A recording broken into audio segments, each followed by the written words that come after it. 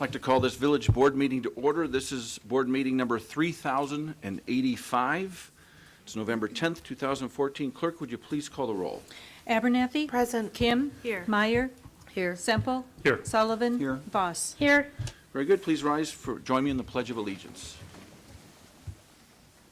I pledge allegiance to the flag of the United States of America and to the republic for which it stands, one nation, under God, indivisible, with liberty and justice for all. All right. Let's see. Thanks everyone for showing up here. Those of you here at the live meeting have several things on the agenda I think are of great interest to our community. First, we have the approval of minutes. First is the regular board meeting from October 13th. I need a motion to approve those minutes. So moved. Second. Motion by Abernathy, second by Voss. Discussion? Clerk, please call the roll. Abernathy. Yes. Voss. Yes. Kim. Yes. Meyer. Yes. Semple. Yes. Sullivan. Very good. Motion carries. Next is the approval of minutes from the regular village board meeting from October 27th. I need a motion to approve those minutes. So moved. Second. Motion by Voss, second by Kim. Discussion? Do you want to make a correction, trustee Sullivan? That was the meeting of January, or October 13th, I thought. Missed it. Well, I thought it was the one on this. page 154. It doesn't say what meeting it was. The concern I had, and I may well have said this or implied this, it's in the second paragraph under the motion regarding the commission vacancy policy. The narrative said that I conveyed no objection to the commission, that I conveyed an objection to the commission vacancy policy in general. And I meant to, and I thought I said that I have no objection to the policy in general, but that I did object to the section that provided term limits. And for that reason, would vote against it. Okay. So make that correction. Thank you. And so the vote would be subject to that correction. Okay. Anyone else? All right, clerk, please call the roll. Voss. Yes. Kim. Yes. Abernathy. Yes. Semple. Yes. Meyer. Yes. Sullivan. Yes. Very good, motion carries. That takes us to the part in the evening for public commentary. Does anyone in the audience here wish to address the Board of Trustees in public commentary? We have one hand here, a second hand there, a third hand, 4. Great, let's just start on this end of the room and work this way. When you come up to the mic, if you could please give us your name and your address as well if you wish.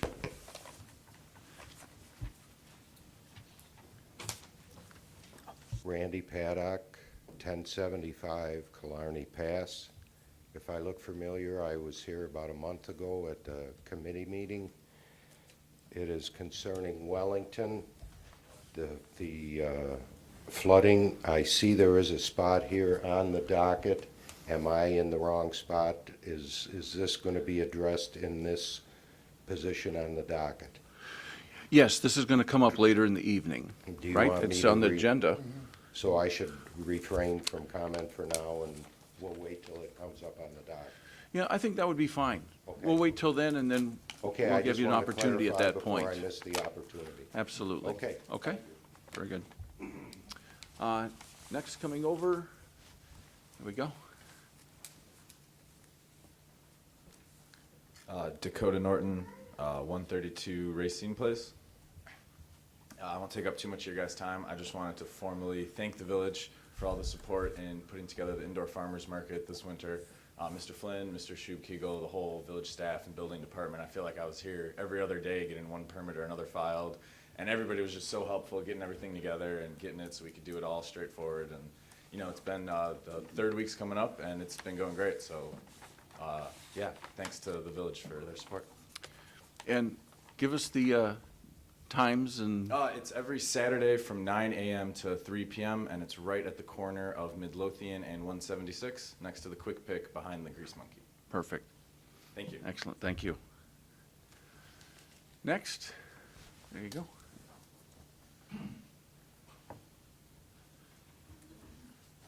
Good evening.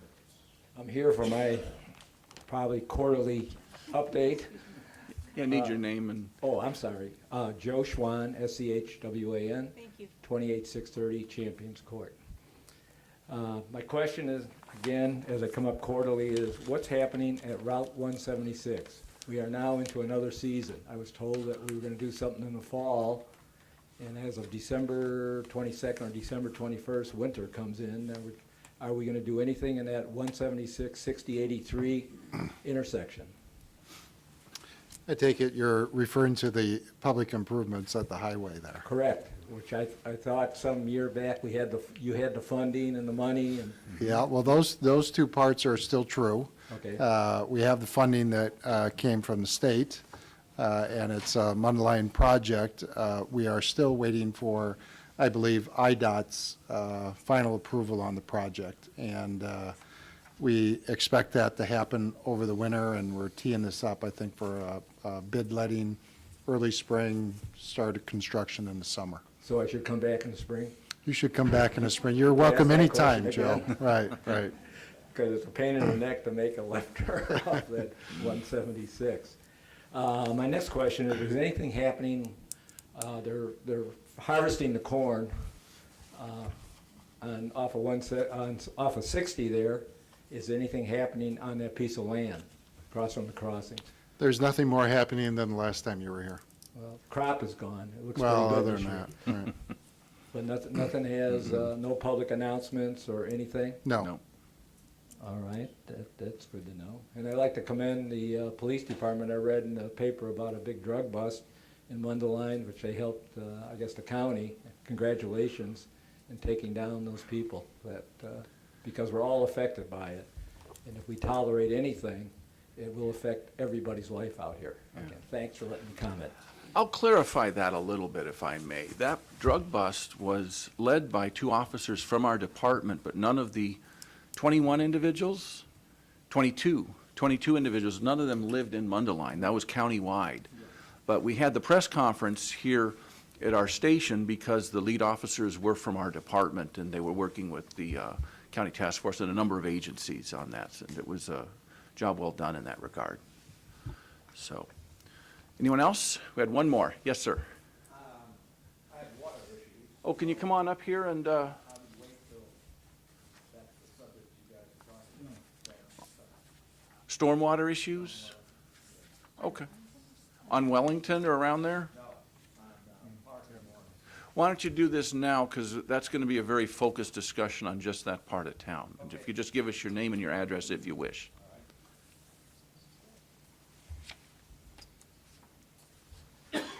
My name is Ned Wood from 258 Fairview Drive, Mundelein, and I own a building on the corner of Park and Morris.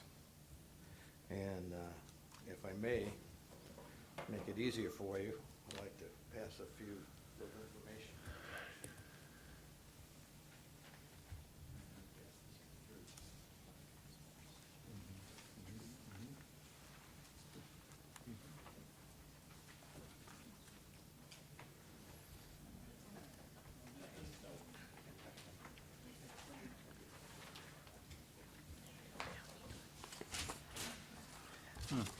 There you go.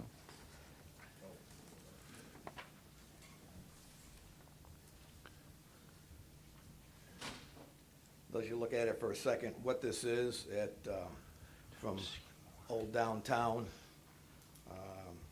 Seymour, Park Street. The town actually generates a lot of water, of course, when it rains with the roads. Unfortunately, all the roads, if you look at the map, go in the same direction towards my building. And they're actually cutting across, going to a drain at a big rate of speed that doesn't take any water to speak of.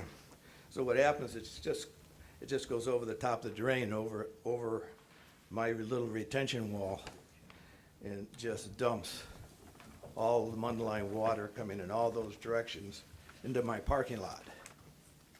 And then it goes through the parking lot, through my detention, and it floods it all the way to the door, and then across the street into the neighbor's yard.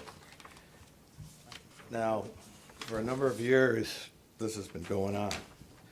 And I suppose that the main reason I'm here is because in the last flood, I lost my car.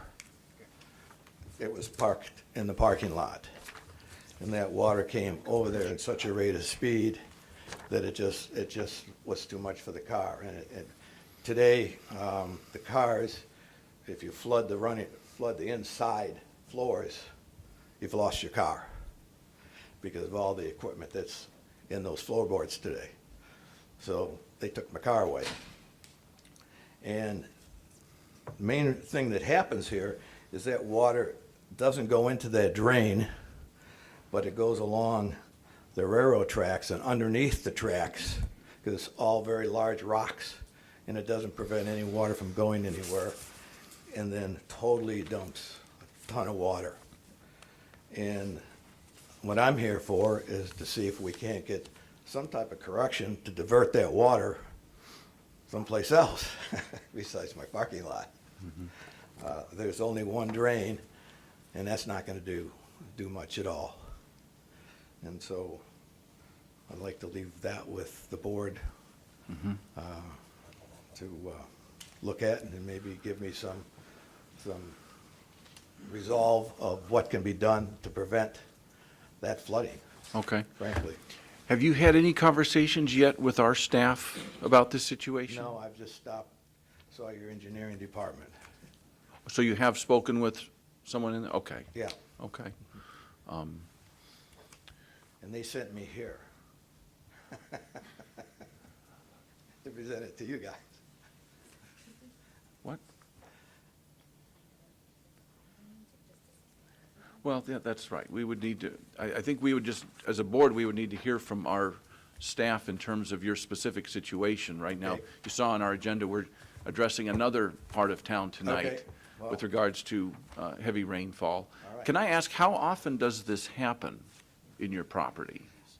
I would say that parking lot will fill up maybe 3 or 4 times a year during the heavy rain.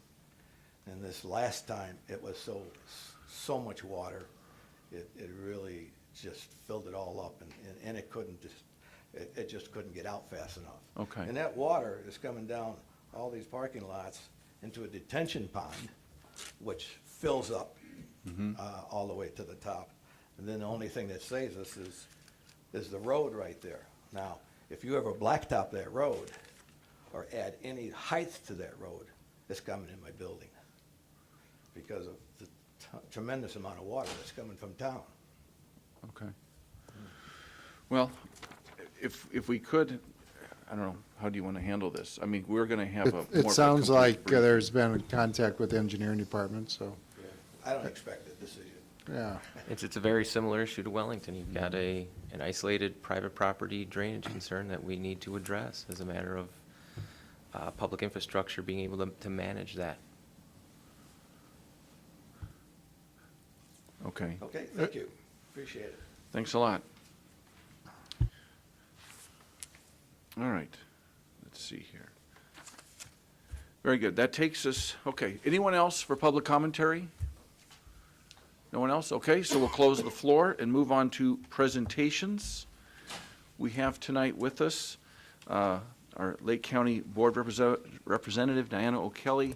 Thank Welcome. you. Thank you very much. So I wanted to come, my last county board meeting is tomorrow, and I officially will complete my term of office on November 30th. After 20 years of representing the Mundelein area on the county board, as you know, I've moved on to represent the community at the township level. And I will tell you, those of you that have been around for a long time, even if you leave on your own terms, it isn't fun. So, but I wanted to give you an update just on, where everything is at before I leave. Holly Street. We all get questions about Holly Street, and I just wanted to let you know that Lake County has $8.7 million programmed to pay for the reconstruction and improvement of Holly Street from east of 45 to Midlothian. And I know that you're working on the final engineering and right-of-way acquisitions for the project, and hopefully we can expect construction next year. I cannot ride in that little car in the parade very much longer on that road.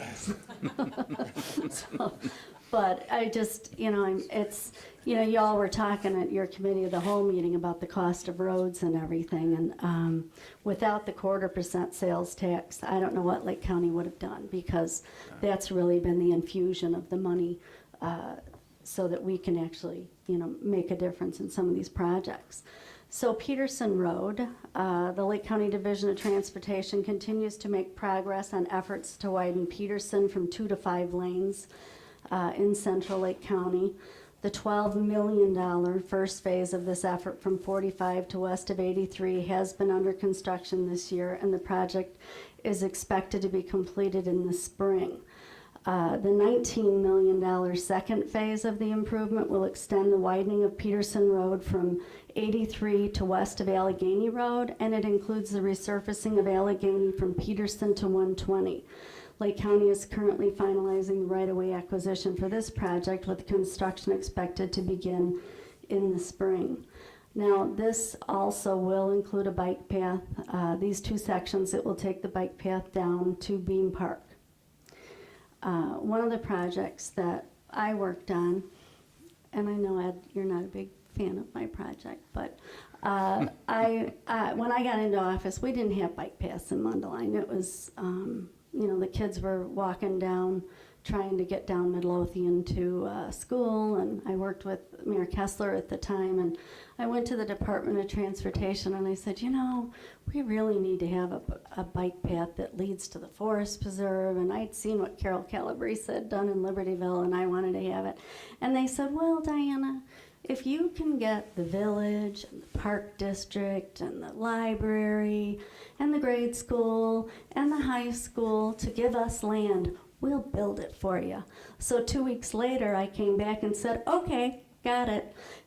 But it took a long time to get it funded, but we did, and we've completed it all the way out to the forest preserves at Lakewood. And now I'm excited because this extension, we now can go up to Wisconsin, or we can go. We bought the last piece of land that we needed for the trails on the Des Plaines River Trail. So my community can access anywhere now, which I'm very proud of. But now this bike path will go to Beam, and then we've got a reconstruction improvement program for 2017 for Fremont Center and 60. Phase 1 engineering studies underway to consider alternatives for improving Fremont Center Road at 60. It's really bad there. So, but what's going to happen is a bike path will be included in that, which our community will be able to access the Forest Preserve at Ray Lake from Mundelein, from Midlothian Road. So that's going on. Lake County is installing new traffic signal control technology on Gilmer from Midlothian to Fremont Center Road early next year. It's new, it's more, it's called adaptive, it's higher tech, it's more intuitive. We've received some federal grant money, so that's where the pilot project will be. I was transportation chair for a long time, so. And then Gilmer at Midlothian, Lake County's finalizing the phase 1 engineering stage of the effort that's been underway to improve the intersection at Gilmer and Midlothian. Public hearing is anticipated in the first quarter of 2015, and the final engineering and right-of-way acquisition for this $4.8 million project are expected to get started early next year, with construction planned for 2016. And then the intersection improvement at Fairfield Road and 176 was completed this summer. That was $18.5 million. And it's an important part of Lake County's Challenge Bond program and adds much needed traffic capacity to that location in the southwest part of the county. Without the infrastructure, improvements that we're putting in. I mean, it would really be bad. It's already bad, but it takes 4 years to get a project from start to finish minimally. And I'm just excited that, you know, even upon leaving, I still have my hand in, on these projects. And then the resurfacing project on Midlothian from 176 to Winchester was 1.9 million. And it's all low bid. I mean, this is the cost of things. And I know that a lot of the public is totally unaware of what the cost of road projects are. But I also noticed that on your agenda this evening you have the TIF issue, and I did speak with the chairman, and he is discussing that in the transition meetings with the new clerk, because the levying can only be done in March, you know, so that is going to have to be taken up by the new clerk. So I just wanted to point that out because I had read your letter. And then I just wanted to tell you, watch the Public Works agenda for the county, because I don't know what's going to happen now that I'm leaving the board and that committee in regards to SIA. So, you know, it's just watch what's going on, and I don't know if you're making any progress with Gray's Lake. But I just wanted to say it's been an honor to serve our community and to work with all of you on great projects, and I thank you. Don't sit down yet. We get to talk to you now. Oh. I just want to thank you. You've been such an excellent rep for us. You've been so supportive. This Holly Street thing you mentioned, Yeah. I mean, that started back in, I think money was allocated, what, in '08? Something like that. And I started working on it when I was a trustee, and that was the first big thing I worked on. And it's been years, and you guys have been so patient, and I know you've been really been a strong part of Yeah. inducing some of that patience on the county's part Yeah. as we walk through some of the challenges Yes. that we've had in getting that done. Question, you're still going to ride the little cart there in our Yes, parade, right? Yes, yes, and I'm Okay. still sending out my newsletter, so. Well, and I'm hearing great things from the folks regarding Bean Park. Great. The things you've been doing there. I've Thank you. had occasion to go there the last few months, and it's wonderful what you're doing. Thank you. So, Trustee Sullivan. Yeah, I too would like to thank Diana. She's been a great resource, never failed to be in contact with us, keeping us informed, and we'll miss you.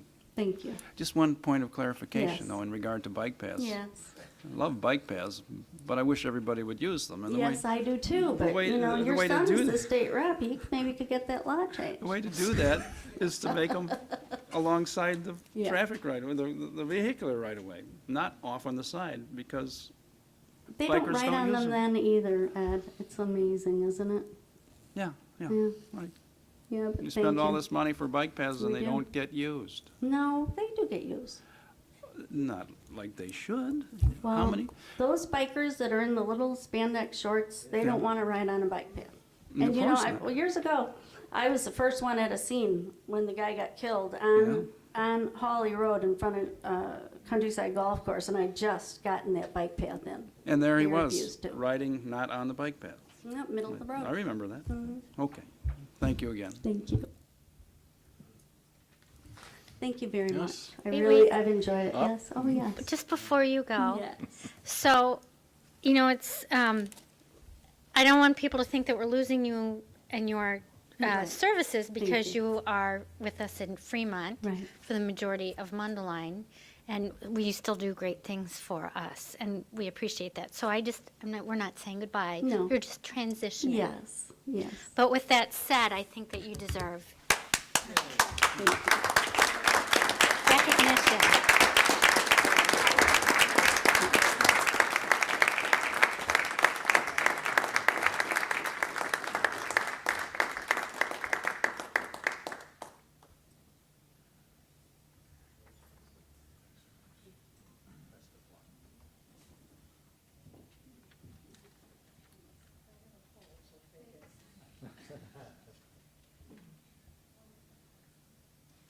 You won't be on television anymore. No, I won't be on TV anymore. Okay, that takes us to public hearings. There are none this evening. Next up on the agenda is item 8, the mayor's report. A couple things before we get to the items on the agenda there. First, tomorrow is Veterans Day. Just a short thing to say about that. Folks, if you come across a veteran, especially tomorrow, say thank you. Thank them for their service. And, you know, it seems like every day I look in the mirror and I have an extra gray hair. And, you know, the longer I live, the more I think it just, time goes on, and I just have a greater appreciation when this time of year comes around for Veterans Day, and more particularly Memorial Day as well, because here in Mundelein we don't have a formal Veterans Day service. Some communities do, but we really invest a lot in the Memorial Day. But for veterans, I just appreciate the veterans more and more, and I think it's because you just live more decades, you start seeing in the news more of what's going on in the world, and you appreciate the freedoms that we have. And also, in this day and age, with the information we're getting about what the veterans, especially the ones that go overseas and participate in those conflicts, just what they go through, I think more today than ever, we're informed about what those individuals have to go through. And sometimes, for some of them, they have to do things that really no human should have to do at all. And my heart goes out to those that have had to come back from a traumatic experience like that. And I just want to implore everyone here and those watching on Veterans Day, or at any time you come across a veteran, just thank them for their service to our country. It means a lot, and just wanted to say that. Tomorrow is Veterans Day. Leaf report. This was handed to me at the beginning of tonight, and I'll just read this. Leaf collection. Leaf collection program, which began on Monday, October 20th, starts its 4th week in November 10th. The program will run through December 5th unless weather conditions prohibit. Leaves raked to the curb after November 30th may not be collected. All right? So that's the key date there, November 30th. Again, leaves raked to the curb after November 30th may not be collected. Crews finished their 3rd pass through town on Friday, the 7th. So the folks have been through the town 3 times so far. On November 10th, collection crews began their 4th pass through the village with 3 leaf trucks in operation. On November 10th, crews are working in the neighborhoods so west of Route 45 and south of 176. Leaf piles are now significantly larger, so collection is slower on this 4th time through. It could take 2 weeks to complete the 4th pass through town. Okie dokie? So that is the leaf report. Mr. Flynn, thank you very much. Trustee Kim. I just wanted to confirm, it has to be on the parkway, correct? Because I'm seeing some in the street. That's a great question. How do we want them in the parkway and not in the street? That is correct. Yes. Yes, but we will still collect them if they're in the street, but I mean, we ask people repeatedly to put them on the parkway. They can reach 5 feet. The piles should be no more than 5 feet in width. Sometimes piles are larger. If they are, they'll have to get them on the next pass. Okay, so once again, your leaf piles should be from the curb going towards your house 5 feet maximum, because when they come by and do the vacuuming thing, it can reach 5 feet away from the curb, right? Okay. All right. Yes. Just wanted to say also, I've noticed, make sure you don't park a car in front of the leaf piles. Many times, Yes. even in my neighborhood, there's a nice leaf pile, but yet a car is blocking it. Yes. Good point. Okay, on the agenda, I have a meeting call. There'll be a committee of the whole meeting on December 15th, 2014 at 6 p.m. Right here, and this is concerning Route 53-120 extension. We have Aaron Lawler coming in to give us an update and answer our questions and so forth on that evening. And so I think we have at least 5 of the trustees can make it. Can everyone make it that night? I know Trustee Semple probably will not. So anyone else not able to make it on the 15th? Okay, good. Okay, and this takes us to item B, calculation and disbursement of TIF increment property taxes by the Lake County Clerk's Office. I need a motion to authorize the mayor to sign and send the attached letter to the Lake County Clerk. So moved. Second. Motion by Kim, second by Abernathy. Any discussion? Trustee Voss? Thank you, Mr. Mayor. I just want to clarify that we're not asking them to go back and correct prior mispayments, if you will. We're That's- asking that this be done from here on. Correct. Okay. Yes. Yes.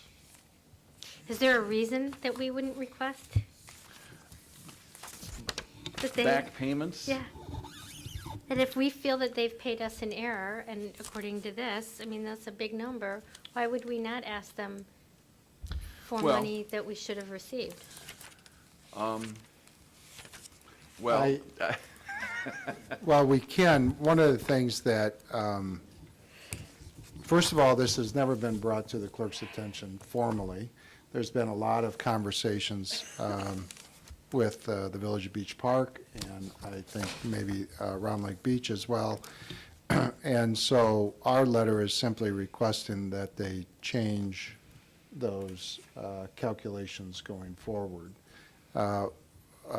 We have not indicated in the letter that we neither say that we will or we will not ask for those payments in the past. We're silent on that. If it is the board's desire to go and ask for those past payments, that will be a little bit of a challenge for us to kind of figure that out, but we can do that. The other part of that is, it's, when you think about that idea, it gets a little murky on how exactly funds that have been distributed to all the taxing districts over the years then would be somehow recollected and distributed properly. That seems like a real nightmare. However, So, I'm sorry, if I could just clarify, it's not just that they didn't distribute enough funds, it's the way they distributed the funds. correct, they distributed all the tax revenues they received. It's just how they distribute it that we believe is in error. So we believe that more of the money should come to the village and go less to the other taxing bodies. Inside the TIF districts, yes, that's correct. Okay. Okay. Thanks for clarifying that. anyone else? Okay, clerk, please call the roll. Kim? Yes. Abernathy? Yes. Meyer? Yes. Voss? Yes. Sullivan? Yes. Semple? Yes. Motion carries. That concludes my report. On to the trustee reports. Public Works Committee, Trustee Meyer. Thank you, Mr. Mayor. And again, I'm a little lacking voice tonight. Several things are on the Public Works Committee tonight, and I have a motion to authorize staff to solicit proposals from qualified companies to complete an LED streetlight retrofit project. So I'd like to make that motion. Second. Motion by Meyer, second by Abernathy. Discussion? Trustee Voss? Thank you, Mr. Mayor. I'm just trying to clarify, is there something that we have to do to our existing light fixtures to take LED bulbs? Or we're just talking about switching out one bulb and putting in another? You have to take them apart and put in an entirely new luminaire. You can't just swap out a bulb. It's not that easy. LEDs don't have ballasts necessarily, so it's a whole different assembly up there. The pole itself will stay the same, but the luminaire, the head on top, will be swapped out entirely. So, and we're talking about doing this everywhere? We're talking about probably 75% of town. It's just about 900 lights. Okay. And how long do we anticipate? The work taking? Couple weeks. Okay. Okay. Thank you. Anyone else? Okay, clerk, please call the roll. Meyer? Yes. Abernathy? Yes. Semple? Yes. Voss? Yes. Sullivan? Yes. Kim? Yes. Motion carries. Right, and then we also have a Wellington flood presentation, and I'm not sure who's making that. I guess I will start this, but this information was put together by Mr. Boucher, and one of the things that we had talked about, I know that there are some, Mr. Paddock is in the audience, and he has been to the board once before and described the Wellington flooding situation, which I think the board is aware of. And one of the things we thought would be important tonight is to really understand, what is the problem and what are some of the possible remedies to solving the problem. And I think it was Mr. Sullivan that mentioned at one of the prior meetings a memo that was written by one of our past Public Works Director. And so we included that because it was very detailed in terms of what the problems were on Wellington. And so tonight, I think if Mr. Paddock has some comments, then he can maybe be invited up to make the comments. But we have a couple alternatives that we outlined in here, none of which is easy solution or a inexpensive solution. And, when you look at that, we started to think about what is the big problem. What is the problem with flooding in the community, and not just looking at Wellington. And so I think what staff is suggesting is, number one, we're asking for another meeting, I think scheduled for December 8th, to go over a more global view of the stormwater problems in the community, and so that the board is more informed. I know some of the board members have been here a while, understand it, I think, in some greater depth than maybe some of the newer trustees. So I think it would be helpful to get everybody at starting off at the same knowledge base to begin with.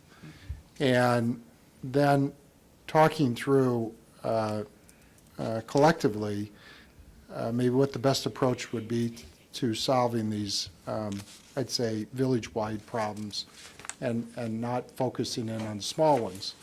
Although this is, and by no means do I mean to imply it doesn't impact the property owners on Wellington, but we should take a global view at solving the problem. So that's an overview. I know that Adam can probably do a far better job of maybe giving a high-level summary of what information is here, and maybe describe for the board what some of the solutions are for the Wellington situation. Yeah, I think John's being fairly modest. He framed that pretty well. The Wellington issue is, as John mentioned, kind of an isolated pocket where we have a significant flooding concern for one and maybe even as many as 3 properties in the area. The main issue there is really topography. If you look in that area, and if you were to look at a contour map, what you'd find is that it is pretty much the bowl for the entire area. And stormwater from adjacent land is just kind of settling in there and ultimately discharging to Lake Street. The storm sewer that this discharges to is 18 inches. That's a state storm sewer.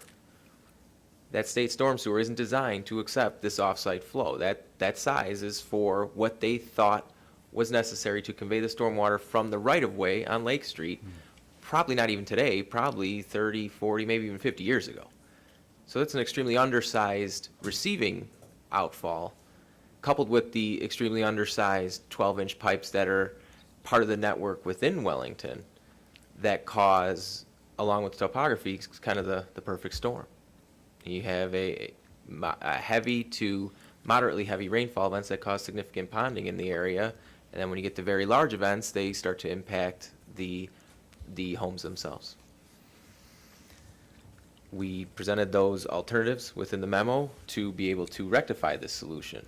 And as John mentioned, they aren't inexpensive. They are somewhat costly to address isolated flooding problems like that, which is why we took a larger look at it, and we present that to you on the 8th to discuss, the bigger picture about flooding village-wide and not just focused on just Wellington, but all of the flooding concerns throughout town to give the board a sense of really what it would take to address most of the flooding concerns in town, because while this is an important one, it's not the only one. So we want to present a more holistic presentation rather than just look at just this one. So as you can see from the memo, there's two alternatives. One was to demolish the existing structures at 3 of the properties to be able to grade out a detention pond. The obvious disadvantages there are displacing property owners that are currently present. So you don't want to disrupt people's lives in that regard necessarily, but that's what it would take to address the problem there. The second alternative would be to upsize the storm sewer that we were referring to, both within the Wellington neighborhood and then along Lake Street, which would be probably even a more costly venture, given the fact we'd be dealing with IDOT, and we're asking them if we could upsize their pipe. So the first thing they're going to tell us to do is a hydraulic investigation of that entire storm sewer to determine what the true size needs to be, and we don't know that right now, which is why you see an estimate that really can't be pinned down, but we know it would be greater than $650,000. But depending on the size of pipe that would ultimately be determined, it could be who knows how much. So the two alternatives were presented in the memo, and at this point, it would just be open for discussion. Thank you, gentlemen, for covering that information in the report for me. Yeah, I think so. Mr. Paddock? Yeah, sir, please go ahead. We already have his name, right? Okay. Hello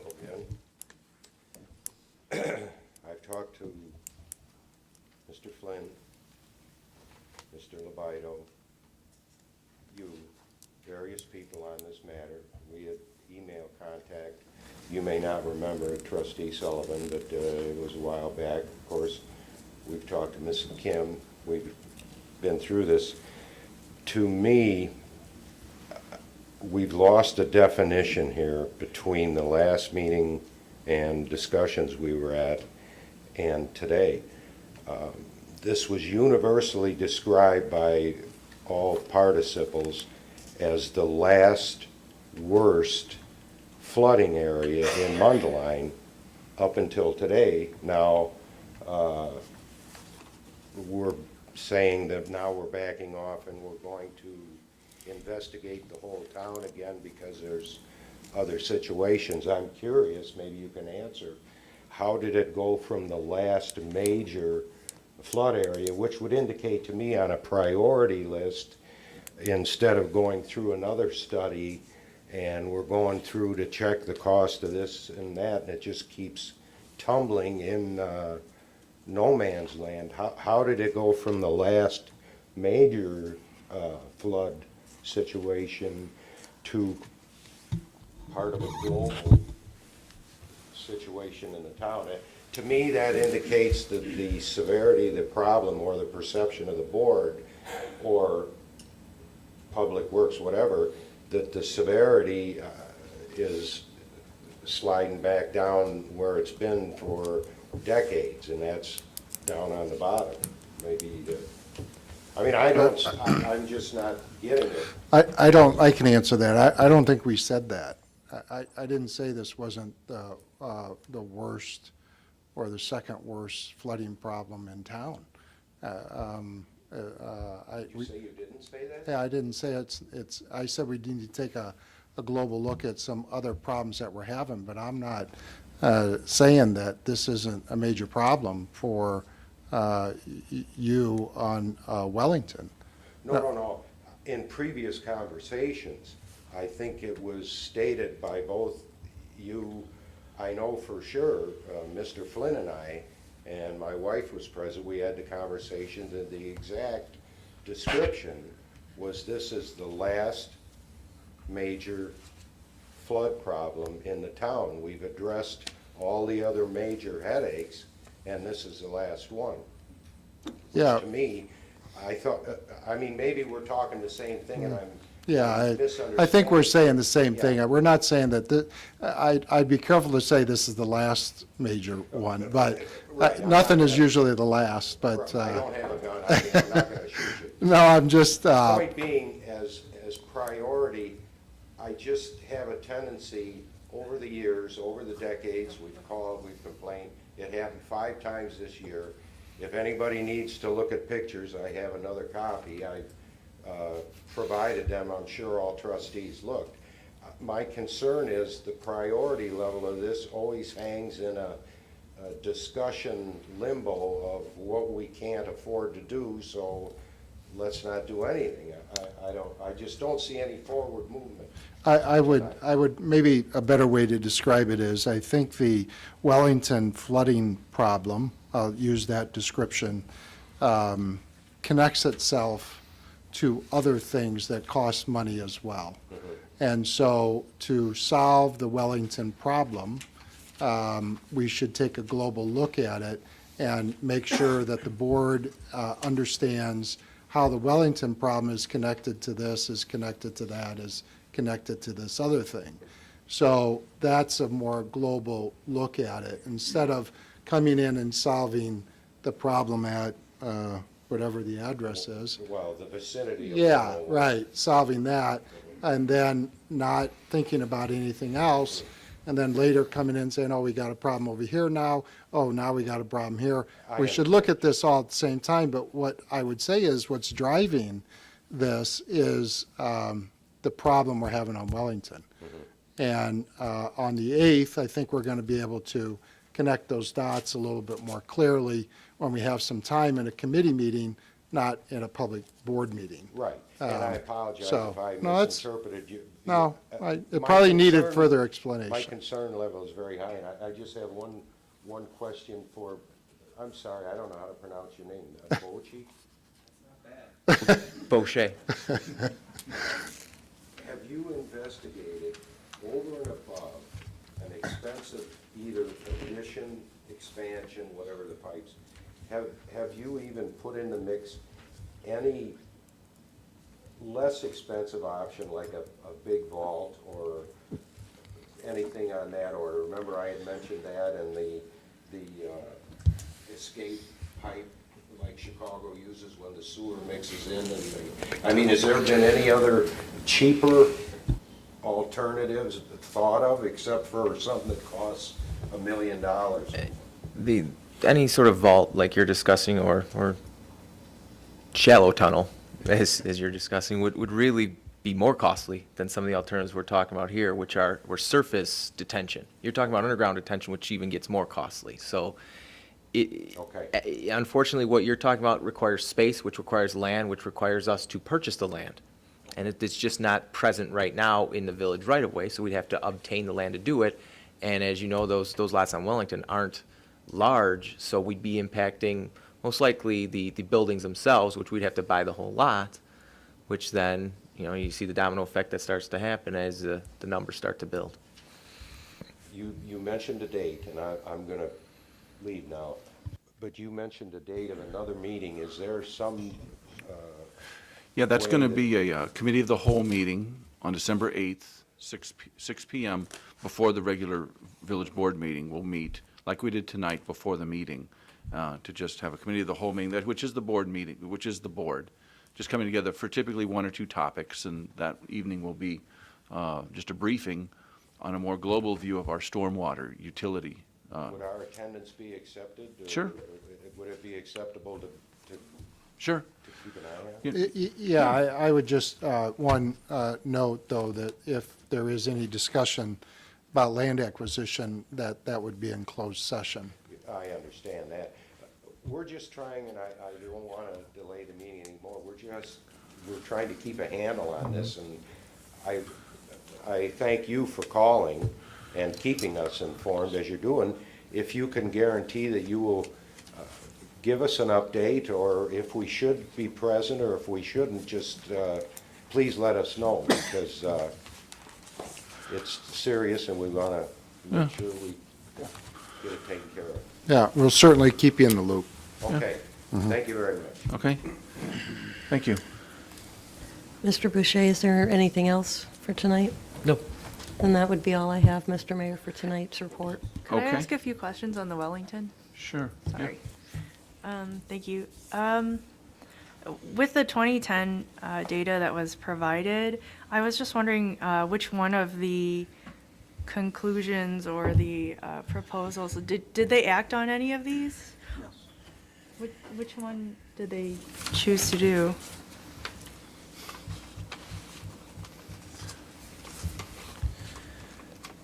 When you say act on the what are you referring to within that? Well, it looks like there's a lot of different options of what could have been done. Am I missing? Is it just in the conclusion section, or where it says like which one of these? Because within because you're looking that memo discussed both sanitary and storm, and most of that sanitary work was done. But when you get into the storm conclusions and recommendations, there's not a whole lot of action items in there necessarily. When you look at the conclusion, the Village of Mundelein storm sewer system is undersized and is not a continuous system on Wellington Avenue. And the recommendation was as future projects take place on Wellington, well, there wasn't any future projects that took place. Consider replacing the entire storm sewer on Wellington Avenue, and that's what we're referring to with one of our alternatives. Okay. So a lot of what Mr. Miller discussed was the maintenance and making sure that the system could flow freely in its current state. Because I think at that time, when the problem originally presented itself, there wasn't a lot of maintenance being done. And Mr. Miller got the department much more proactive on maintaining the system, both sanitary and storm in that area, and we've maintained that ever since. And there's still flooding. So if I'm reading this wrong, sorry, you can correct me. Does it say here that continuing the CV project would alleviate some of this? It does say that. It says complete the restoration of the CV, just says that. I think the natural thought there is that's the drainage channel that conveys 60% of the flow through town. So in all likelihood, if you do some restoration and capacity improvements on the CV, you are by default going to help upstream properties. It's natural. And the extent of which could be up for debate, but certainly you're not going to hurt those upstream properties by improving the conveyance of the CV. Wellington's still going to be a problem. You improve CV, you're not fixing Wellington, because we discussed what the true problem is there. You didn't do anything to get that water move faster because those storm sewer pipes can only take so much water downstream. Okay. Well, it's cited here, so I guess. Yeah, I think that if I could just jump in there and add a comment, I think the board is aware that there's other alternatives to doing the CV project that may be less costly. So those are. That would still help Wellington? I mean, it Yes. just says it here, so I'm. Yes, saying. one of the discussions, without getting into details, with the board was spending the money that would be used on the CV in a different way that would help solve some of these other problems using that same pool of money. Okay, so then looking into like Okay. possibly encouraging drainage in the Emails parking lot, that wasn't that wasn't chosen.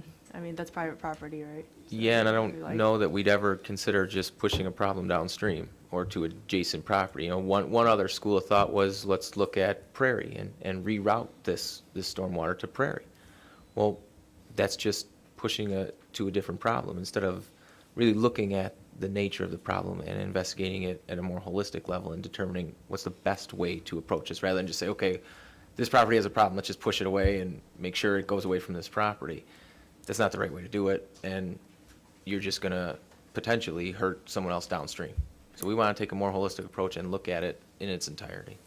Emos would not be a solution because Emos is part of in the problem area. Yeah, they flood too. Emos flood Right. and it stays there for weeks at a time. We look back in the, we look back in history, and now we found out that those parking lot, that area of the parking lot had houses on there. And evidently those houses, and maybe some of the long-term residents, I'm sure Mr. Sullivan will remember, those houses were underwater also when they were houses. Now, I don't know if the village bought out those houses. There was, I don't know what happened, or if the Emils bought that as a block of property and just knocked everything down. But those houses were inundated too. So that's just another problem area. Okay, thank you. We'll see you on I'm the just 8th. visiting all the different options that were posted here on the 2010 Yeah, we're meeting. gonna- All right, thank you. We're going to have a good old-fashioned meeting in December, all right?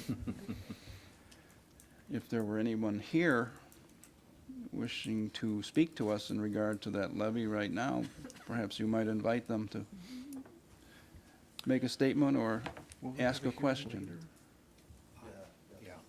Yeah, this will be, tonight's action is simply making you aware that we're going to post the property tax levy ordinance as proposed, and that will be bringing it back to the board for formal action. We have to post it for 20 days, and we'll bring it back on the 24th, 8th, Very good. December 8th. So, but And certainly. so the levy is every dollar, every nickel from real estate taxes.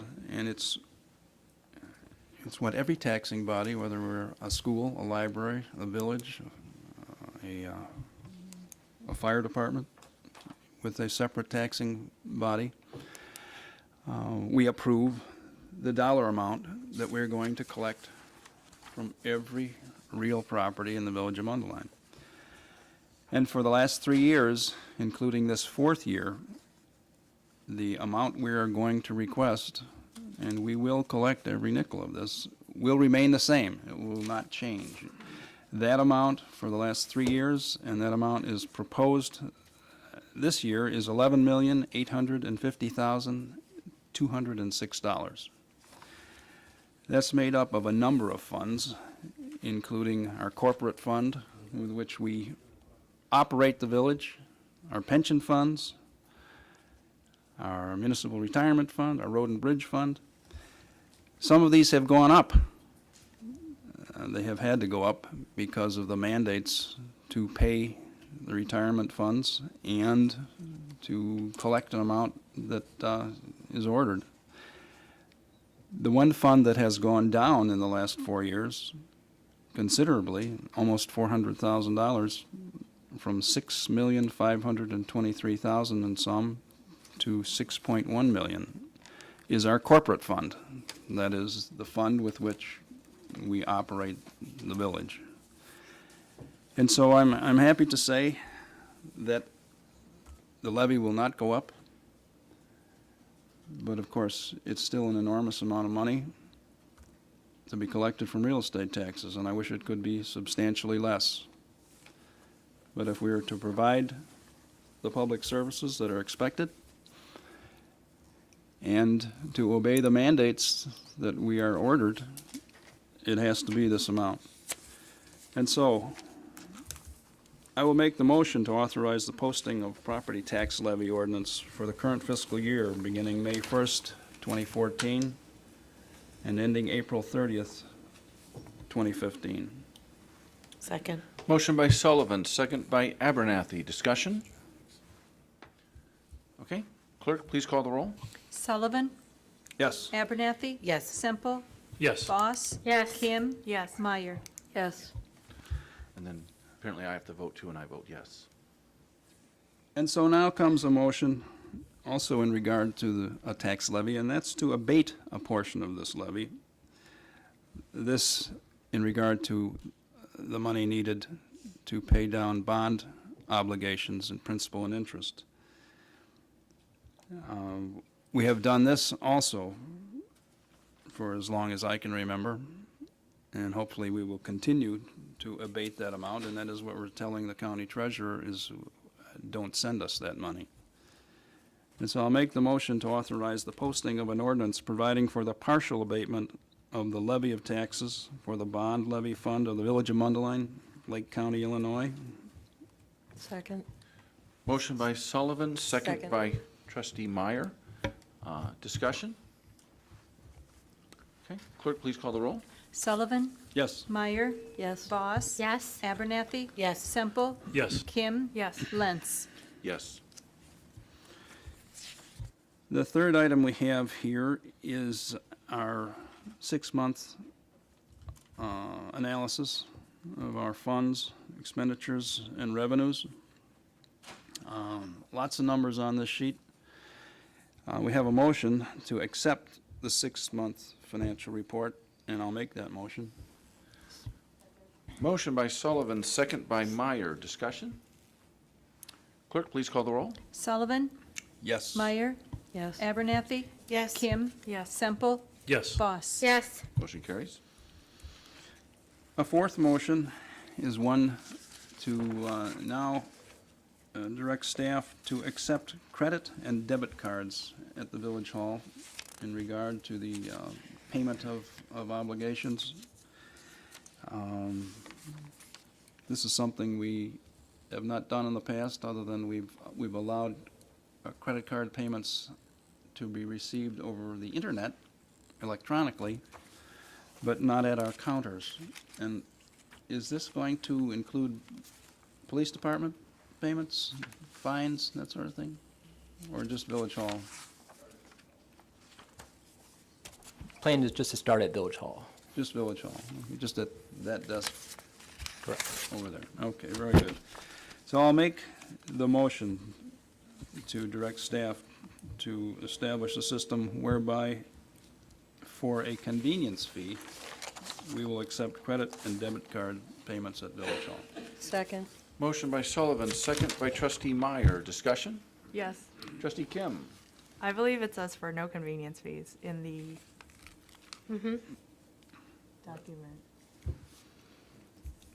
That wasn't my question, I thought the but I just- background information was that there would be a convenience fee. No.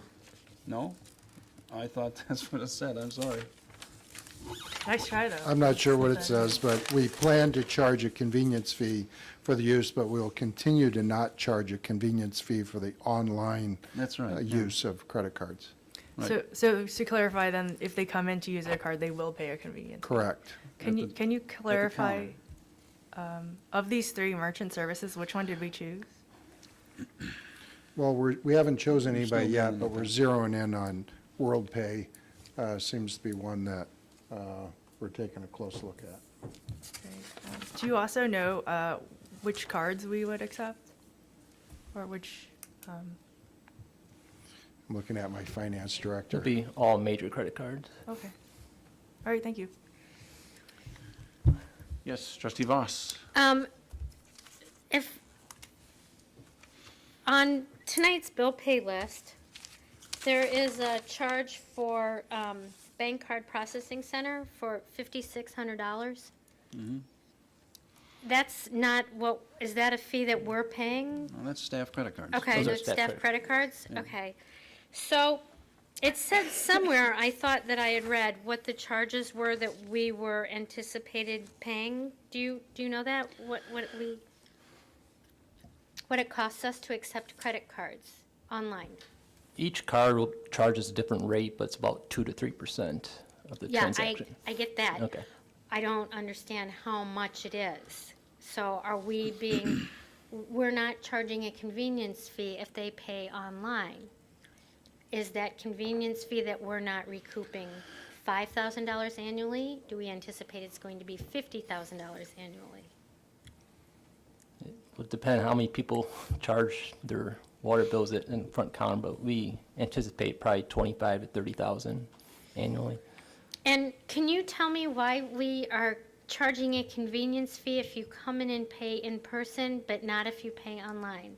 Why is that? Why are we differentiating? I know a good reason. Well, I was kind of Staff- hoping he would tell me a good reason. Staff has to handle that transaction, whereas electronically, it's much easier. They have to handle it if they pay it in cash, Right, too. right now, we only accept credit card payments for water bill payments. And the board had made a decision back then that they didn't want to charge a convenience fee for the acceptance of credit cards for water bill payments. And so the enterprise fund is absorbing that cost, and we estimate that cost to be between $20,000 and $25,000 a year in the enterprise fund. And that cost goes up as the usage goes up.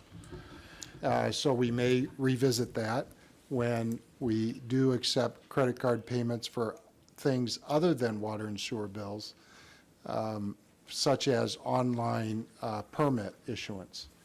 There are a number of things that we're going to be getting into as soon as our software gets updated in our building department, which we expect to occur sometime next year. So probably sometime around 2016, I will be looking at expanding the credit card use online. But that's directly tied to their ability to pay for and receive permits online. We're not there yet. So that may be something that we look at in the future. Okay, so as we move forward in accepting credit cards, Correct. we're going to revisit this issue. Correct, as it relates to online acceptance. Okay. Anyone else? No. Okay. I'm All ready. right, clerk, please call the roll. Sullivan? Yes. Meyer? Yes. Kim? Yes. Abernathy? Yes. Semple? Yes. Boss? Yes. Motion carries. Okay, finally, we have a bill to pay, which we will have an abstention, and it's a bill to pay AT&T a number of invoices totaling $13,186.71, and I will make the motion to make those payments. Motion by Sullivan. Second. Second by Voss. Discussion? Clerk, please call the roll. I have a quick question, sorry. Oh, question, okay. So fast. Trustee Kim. Sorry. I feel like it's a little bit more than usual, and I was wondering Yes, if it there is. could be some, like, why is it more than we usually pay? I'm just asking. Good question. Expect that from Trustee Sullivan, not from, must be contagious at that end of the. I know that it is, annually, it works out to be the same. And the explanation I get, because I've had the same question, why is it some months is more than others? And the answer is it depends on when the bills arrive here and when they get approved and put on the bill pay list. So some months, we don't pay it for whatever reason because of timing, and the next month we'll pay a couple of months at a time. And so you'll see bills swing from $4,000, excuse me, one month to $13,000 the next month. But all I know is on an annual basis, it's the same amount. And I would just add that we are constantly looking at that and trying to find ways to reduce that. Unfortunately, as we improve our technology, it drives us to needing hotspots and other connections in the police department, and the fire department, and our public works department. As that technology improves, we seem to be more and more reliant on these services, far more than just a simple cell phone and 911 lines going into the police department. But nevertheless, we are always jumping from one supplier or vendor to another, checking prices. A good portion of this, though, of our phone bills are locked into our 911 system that we can't change. T1 lines, I think we have 6 or 8 T1 lines. The T1s are with Comcast Oh. now. Most of them. We still have one. But I Right. think you're thinking of the alarm circuits or Right. certain police circuits we have to use AT&T for. Right. We can send out, I know Trustee Sullivan asked the question some time ago. I know we sent Trustee Sullivan a memo. I'm not sure we sent it to everybody else. Do you remember, does anybody remember getting, you did. So that is the answer to why it's expensive. I remember the memo, and I was happy to see the efforts, in many instances successful, in reducing these AT&T charges, but, the more technical we get, the more we need phone hookups, and the more it costs. So we go back to the pencil and the eraser, we could get rid of AT&T. That's not going to happen. Data costs a lot of money. Anyone else? Okay, clerk, please call the roll. Sullivan, Yes. Voss. Yes. Meyer, Abstain. Abernathy, Yes. Kim, Yes. Semple. Motion carries. And I believe that concludes my report, unless anyone has a question or a concern about finance. We'll do our best. That's it, thank you. Okay, thank you. Next up, Public Safety Committee, Trustee Semple. Thank you, Mr. Mayor. There are no motions for public safety this evening. However, want to remind everybody, we do have a Public Safety Committee meeting prior to our next village board meeting on November 24th at 6:00 PM. There's going to be a presentation demonstration that the police department is going to be putting on regarding a canine unit. As previously mentioned, there's a prominent member of the Mundelein community that has offered $20,000 towards the cost of buying a dog. There is local grant money available for the cost and upkeep of the dog. And the big expense, of course, is the human being who handles the dog would be an additional body on the police department that would be kind of a special officer handling the canine. So that's going to all be addressed in 2 weeks. We'll be starting that off at 6:00. Chief Gunther, anything else from police that you'd like to add this evening? I would. We have 2 graduations coming up, one on Monday with our Senior Citizen Academy, and next Thursday is the Latino graduation for the Academy. And then we also have our annual turkey giveaway coming up on the 25th, where we'll be distributing turkeys throughout the city. That's it. Thank you, Chief. Chief Sashko, anything for fire? Just really more of a public safety announcement from emergency management side of the business. Winter's about to reoccur again here very shortly, and just a reminder to the community to make sure they get prepared for that. It wasn't that long ago that we had the coldest December through March in history in our area, and there were 28 deaths last year. And while we hope that we don't have a repeat this year, there's 28 deaths in Illinois. Hope isn't really a plan, so we're just encouraging the public to get out and make sure that you get yourself squared away for winter. And boy, it's going to be probably right around the corner in the next day or so. So I'm glad we're not up in Green Bay. Thanks, Chief. Do any other trustees have any questions for the chiefs? If not, that is all, Mr. Mayor. Okay, Thanks. thank you. Next up, Community and Economic Development Committee, Trustee Voss. Thank you, Mr. Mayor. I'm going to start out, I do have some motions, but I'm going to start out with announcements of new business. We have Pottery Works Gallery at 1468 Town Line Road. They actually were an existing business that had been in Oak Creek Plaza and moved over to Town Line to Route 60 and renamed their business. We have Premier Rehab Services that opened at 550 North Midlothian Road. Rehabilitation clinic providing physical therapy, occupational therapy, any person needing to work on muscular skeletal rehab and cardiopulmonary rehab. Dakota's Indoor Farmers Market that we already spoke about, 631 North Midlothian, which is open on Saturdays from 9 to 3. I was there last Saturday and got some great stuff. And we have a new restaurant at 700 Diamond Lake Road. It's a family-run restaurant offering traditional Mexican food.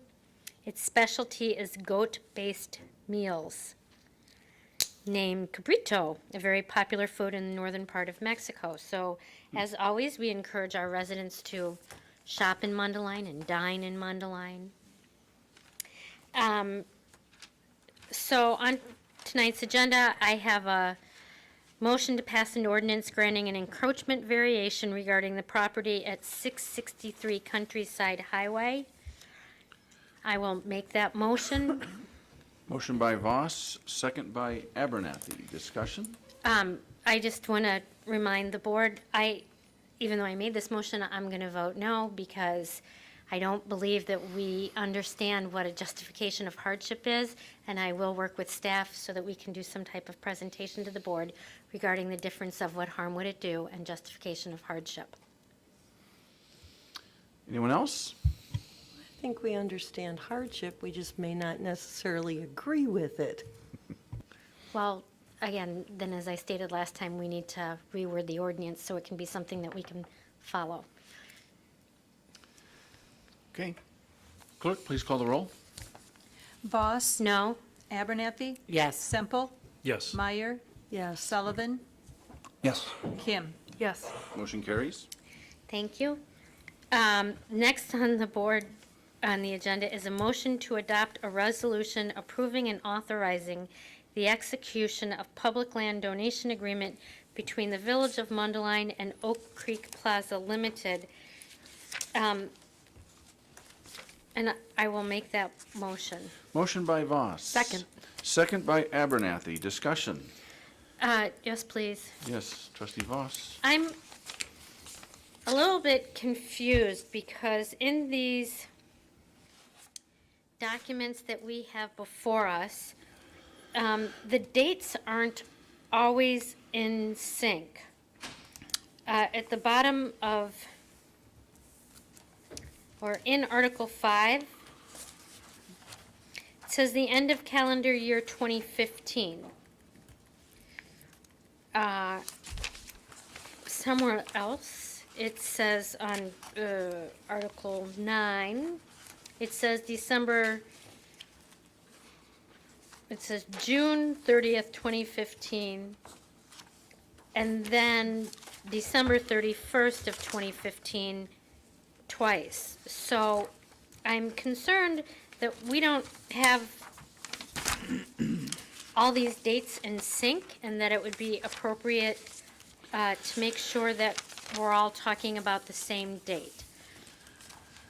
Yes, sir, can you give your name? My name is Matt Norton. I'm a partner with Holland and Knight. My address is 131 South Dearborn in Chicago, and I'm the attorney for the Oak Creek Plaza entities that would be parties to these agreements. Trustee Voss, I was trying to keep track of the dates as you rattled them off. Would you mind giving those to me again? Again, Article 5, public easement for open space, calls for Walmart closing by end of year calendar 2015. Yeah, that date is actually not a date for the Walmart closing. That's a date by which the donor, which is Oak Creek Plaza Limited, must have submitted either the easement, donation easement, that would donate the open space easement to the village, or the plat of subdivision to the village that would create a separate fee simple lot that the village would own for open space.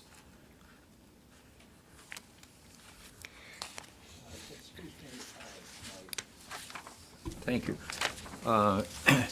I can understand why this may need some explanation. What it is this: the Walmart closing must take place by June 30th of 2015,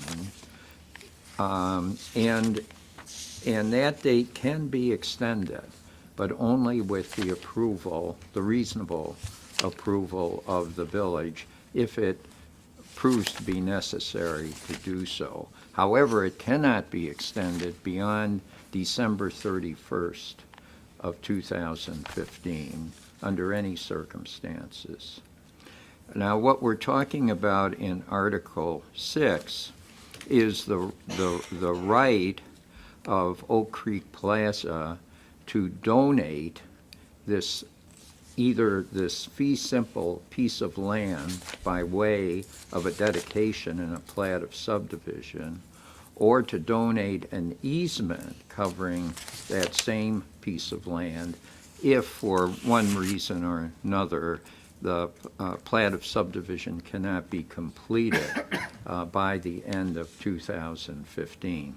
If they don't do either of those, then they lose the right to make that donation to the village and get that tax benefit from that.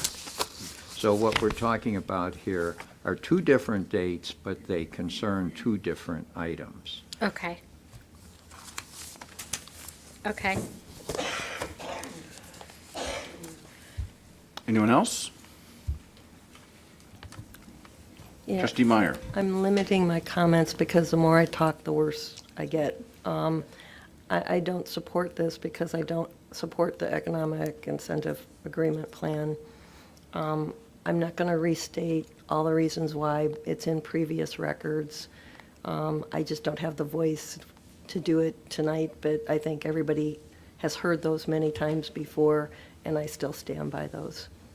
Okay. Anyone else? Trustee Kim. Thank you.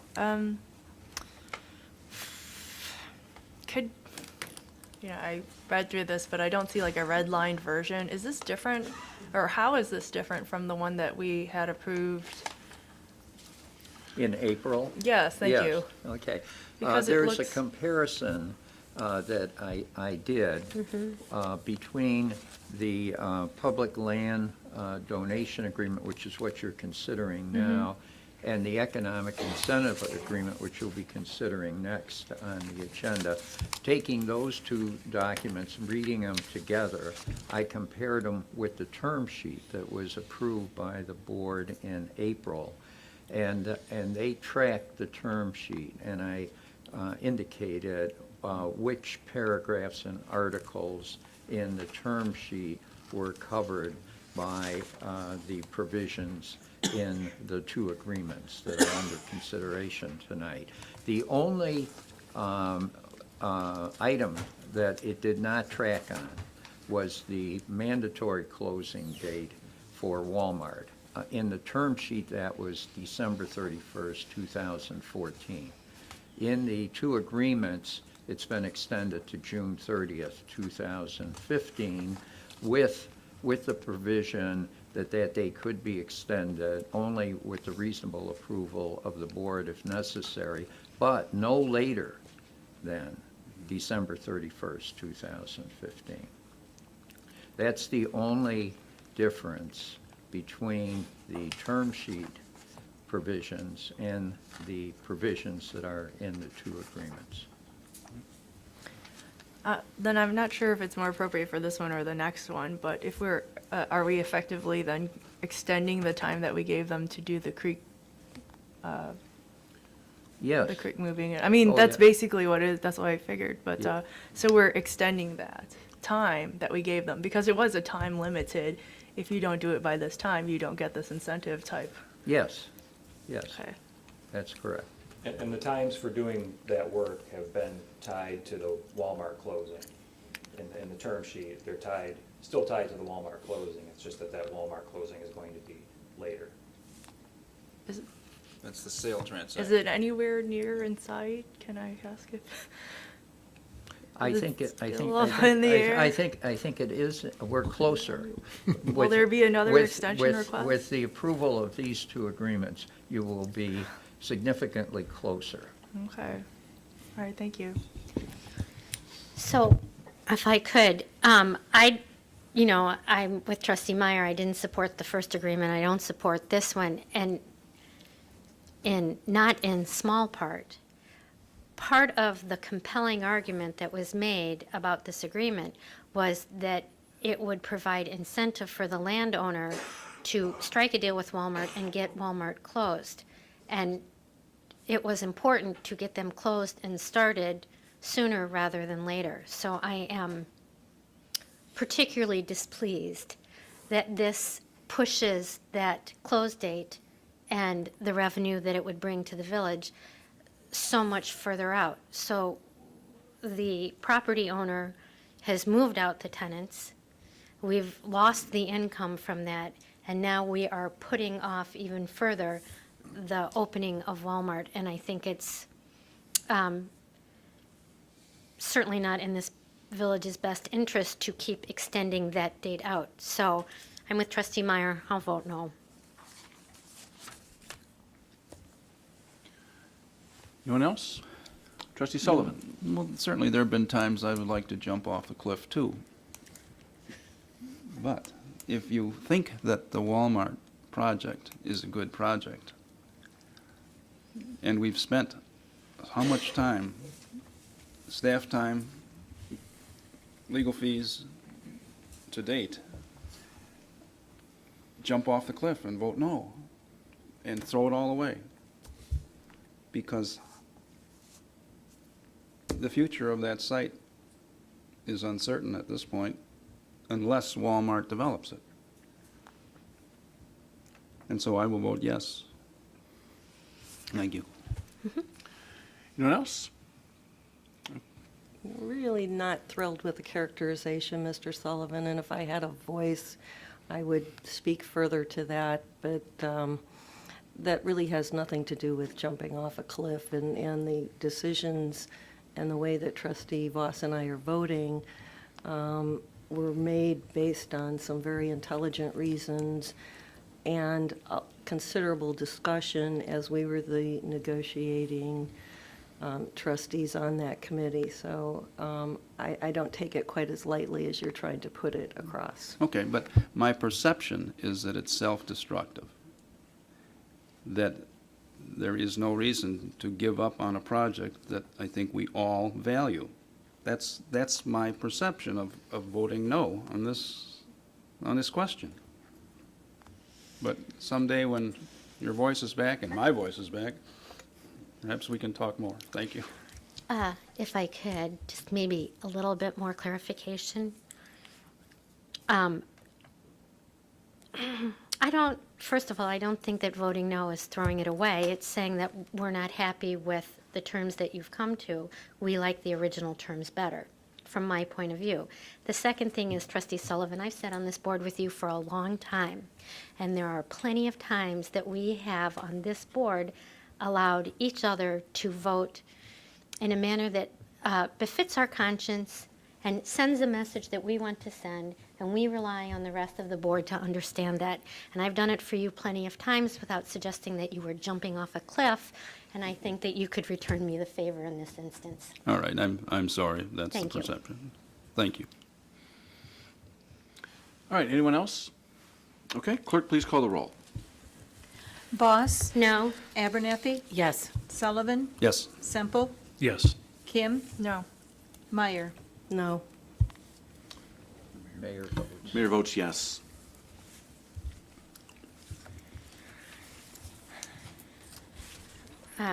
Sorry, just give me 1 second. Who am I forgetting? Okay. The next motion is to adopt a resolution. I'll make a motion to adopt a resolution approving and authorizing the execution of an economic incentive agreement between the Village of Mundelein and OCP and Oak Creek Plaza Limited and the Oak Creek Plaza LLC. And I am going to have a question about dates again. Motion by Voss. Second by Abernathy. Discussion. Yes. So just to clarify, Mr. Marino, on your,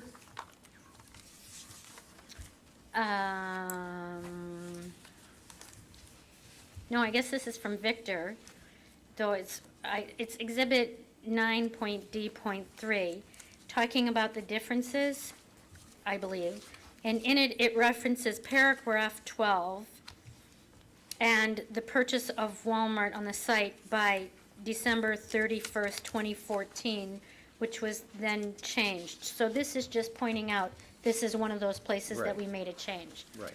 Okay. Anyone else? Okay, clerk, please call the roll.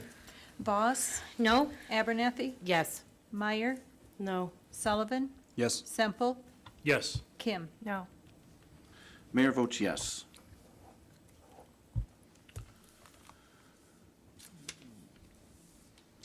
Okay. And I believe that is all for me tonight. I have to ask this. Trustee Kim, we voted on a term sheet.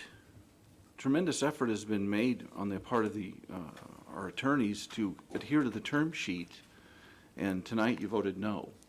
Can I, and I certainly, in light of Trustee Voss's comments, respect, your conscience and all that, but could you please express to us why you changed? Yeah, originally I voted yes to all of the provisions last year in April, or last April. And it came with a time frame. And a lot of it was tied to if you did this by then, you know, this monies, et cetera. But to ask for an extension, I felt that that was almost disregarding the time frame we had put in.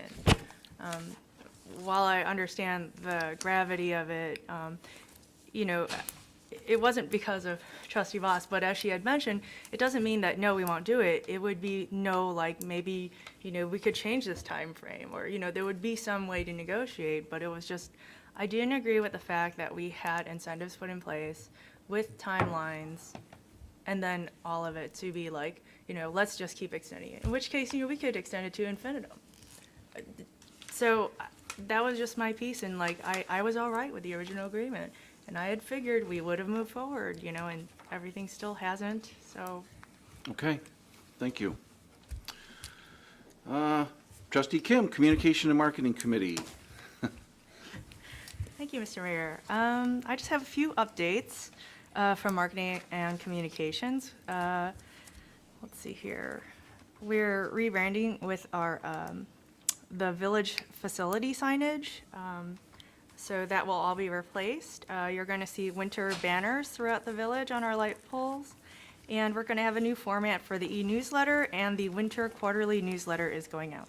Thank you. Okay. Transportation and Infrastructure Committee, Trustee Abernathy. Microphone. Thank you, Mr. Mayor. As you see, I have no, wow, for once I have no motions to say, but what I would like is an update from Mr. Boucher on the sewer and street upgrades. You had a meeting with some businesses, I understand, on Route 45 in Diamond Lake. Yes, last week we held a public meeting for the affected property owners along Lake Street for the sanitary sewer project that we're proposing to do next summer. We had a couple of the property owners show up, and they were very amenable to the project. They recognize the benefit that it provides them by getting that sanitary sewer out of the middle of the road and getting into the parkway. It provides them the benefit that if and when their service should fail, they don't have to repair it within that pavement, which is a very costly venture, as some of the property owners already know on Lake Street. So they recognize that, and they were very happy and excited to see this project moving forward.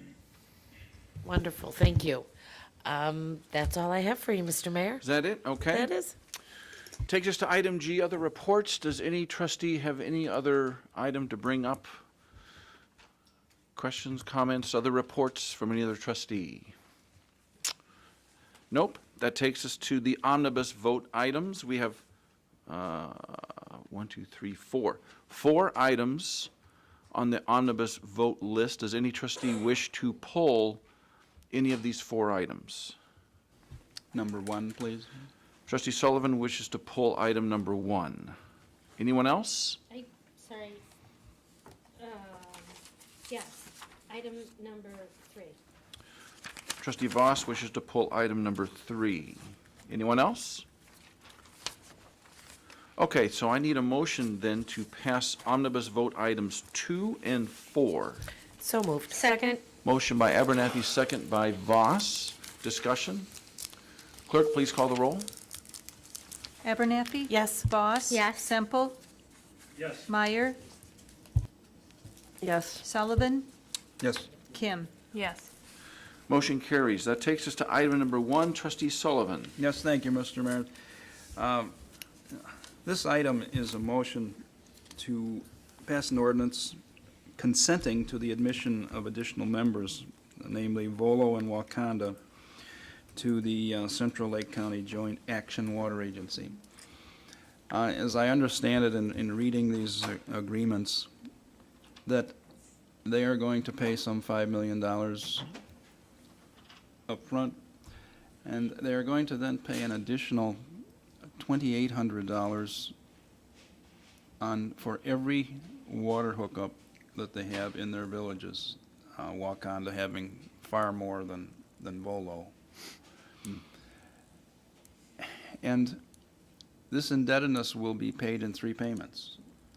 an initial payment within 6 months of having the water, and then the second payment stretched out for more than 10 years, and the third payment stretched out for more than 20 years. And in the meantime, there are going to be bonds sold by the water agency in order to either on the market or from the Illinois EPA, or who is that from? I'm sorry, I've forgotten the state agency. But the question I have is why is the Joint Action Water Agency underwriting this project for Volo and Wakanda? Well, I don't have that answer. I don't have that answer Right. tonight. Well, the specific language, thumb through here.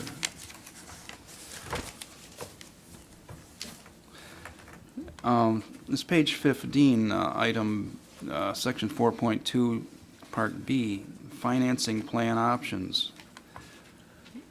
The West Group, meaning Volo and Wakanda, may identify several alternative plans for financing the West Group extension facilities costs, and will provide copies of such plans to the agencies. And the parties, meaning the West Group and the Water Agency, agree that they will discuss and address specific terms of such financing plans from time to time. And in addition, the parties agree that the agency will also apply for loans from the Illinois Environmental Protection Agency in amounts up to $25 million for the West Group extension facilities, and that increased water rates to cover debt service is accepted by the agency as a suitable financial assurance under this agreement from Volo, and a general obligation bond will be accepted by the agency as a suitable financial assurance under this agreement from Wakanda. And it goes on to further describe how the agency is going to back this financing plan and to underwrite the capital costs, which will be enormous, of providing Lake Michigan water to Volo and Wakanda. I just don't, I thought that these municipalities would provide their own funding and not expose the agency of which we are a member and of which we now assume some exposure or responsibility for the repayment of those indebtedness of whatever money that is borrowed.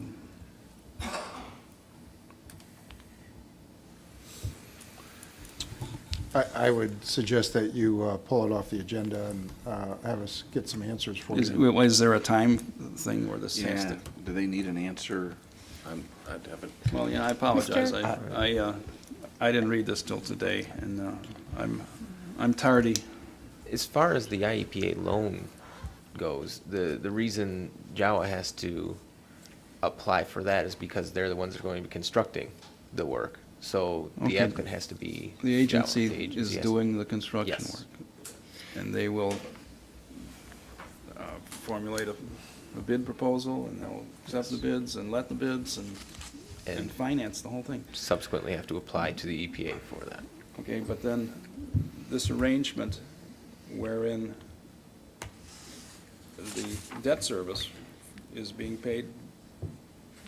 The rest of it is a in the great best question. faith and all the good faith and credit of the village of Volo and Wakanda? Yeah. Yeah, thank you. Thank you very much. Okay. Yes, Okay. Trustee Voss. If you continue reading, it says that that those costs associated with preliminary work and rest group extension facilities shall be divided between Volo and Wakanda. And that Volo, if you continue reading, the West Group shall deposit with the agency funds or other financial insurances from time to time amounts sufficient to cover the anticipated West Group extension facilities. So as they move on, they'll have to continue providing funding. And it says, amounts received by or received from the IEPA shall be used only to those costs, and the agency understands that all funds and financial assurances from the West Group are to be drawn upon and used by the agency to pay actual costs incurred. And that whatever they deposit now are best guess concurrent estimates, and that if the agency at any time determines the deposit amount in the escrow account is likely to become insufficient, the agency shall inform the West Group of that fact, along with why it's insufficient, and get the additional funding. Yeah. That the agency is not obligated to proceed with any contract or work regarding the West Group facilities if there are insufficient funds in escrow. That'd be sort of like sending a bill? In advance, you're gonna run out of money and you better pay it now. Yeah, okay. Is this a routine method of, I mean, these extensions haven't, there haven't been any major extensions for a long time. No, this is, yeah, correct. That's right. I know that they have been working together, though, on design work, the two communities, not going through Java to get their design work done in terms of the routes and all that they're going to do the hookups to. Now, for the actual construction. Maybe it would be good if you don't think that, well, there is a timeliness to approving this? I think so, that they wanted an answer. All the communities are taking this to their boards pretty much now, I believe. We'll certainly reach out to And Daryl you tomorrow. have to- And if one member doesn't approve this, it doesn't fly, as I understand. Oh, there's veto power, Yeah. sure. Yeah, absolutely, there's a veto power with any of us. But up till now, and we're all had been very cognizant of that in the meetings leading up to this. And there are some provisions in here that were sensitive and were settled, and no community has come forward with that kind of an issue. I mean, it's all very welcome because it's going to add more customers. Oh, yeah, I understand. At a time yeah. when everyone's conserving water, and you know that story. At a time when the agency is selling less water. Right. Which is their only means of Right. operations and capital recovery, or paying down their debt, Yep. which is substantial right now. Yeah, they sell more water and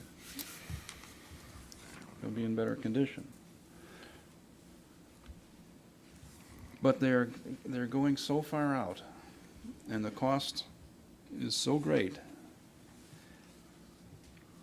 And I guess I'm not aware of the financial condition of these two prospective members of the agency, but I hate to have the agency on the hook for this indebtedness based on the full faith and credit of Olo and Wakanda, or any municipality for that matter. Well, Didn't they pass, I'm sorry, but Yeah. didn't they pass, don't I remember that they passed a referendum allowing them to sell bonds, these communities, and to raise money Well, that's- for this purpose? That's why it's surprising to me to see this language in the agreement. I thought they were selling the bonds. They were borrowing the money to do the whole project. They're borrowing money to complete their infrastructure. Yeah. But there's two components. There's the Yeah. work they have to do within their village, as you referenced, but then there's also the work to supply them with that water.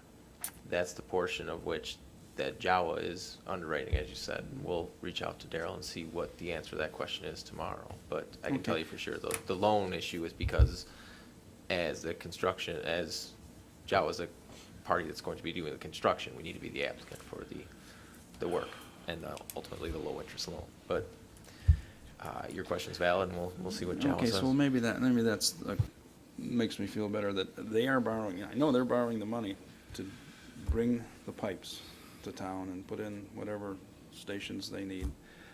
And it's the $2,800 per unit that they would go possibly to the Illinois EPA. I the believe so. I agency mean, would go it's to ultimately- underwrite what they have to supply for capital, their share of capital costs for the present infrastructure that's in the system? Yeah, how Jawa distributes the funding they receive is really not something I'm privy to at this point, but I'd assume they'd use some of that. Well, in effect, they have to pay for what exists now. Then they have to pay a pro rata share for the pipelines, for the pumping stations, for all the infrastructure that's there now. The agency is requiring them to pay something. $2,800 a unit, a customer. Well, and 5 million up front. And $5 million up front, right. Right. But it's that $2,800 a customer that is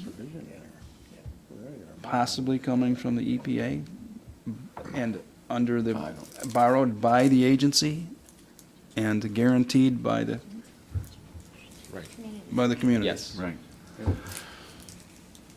Okay, well, Well, it's going to cost them a lot of money. It's Yeah, the oh, community. We understand that. I mean, they're sacrificing, without a doubt, Wakanda and Volo. yeah, my contention that municipal water is so cheap may not work in Volo and Wakanda. I don't know. Well, they're It's going to be the same. I would say this, they're going in there with their eyes wide open on all this. There's been great debate locally there. All right. Well, I'll have faith that the agency and these units of government understand what's going on and the fact that this is the capital recovery portion of the deal that I'm concerned about. I'm less concerned about that than I am the actual construction costs, which Volo and Wakanda are on the hook for, and nobody else. Yes. Yeah, All right. we'll get those answers, and All I, right. Okay, well, I think we can vote on this tonight, but I would like to understand Okay. how it's working, all right?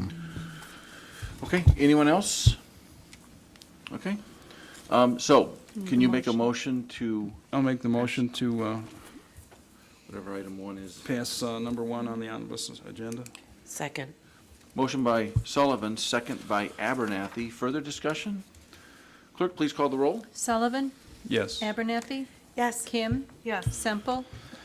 Meyer? Yes. Voss? Yes. Motion carries. That takes us to item 3, trustee Voss. Thank you. Item 3 is a motion to approve departmental purchase order in the amount of $58,875,000 to Conserve FS for bulk rock salt. This is for 500 tons of salt. Is this our full allocation? Is this partial allocation? What is this? No, this is neither. We have a contract through the joint purchase with the state through what used to be North American Salt, and the Compass is their new name. That's at 5592, I believe. That's 2,400 tons. That was very contentious throughout the summer. Some villages did not receive bids at all. We were fortunate enough to be on the renewal list only by virtue of luck because we were in our second year. Those that were already beyond their second year were not able to renew. We were, so we were automatically included in the bid at our pre-existing rate from no greater than 5% from the previous year.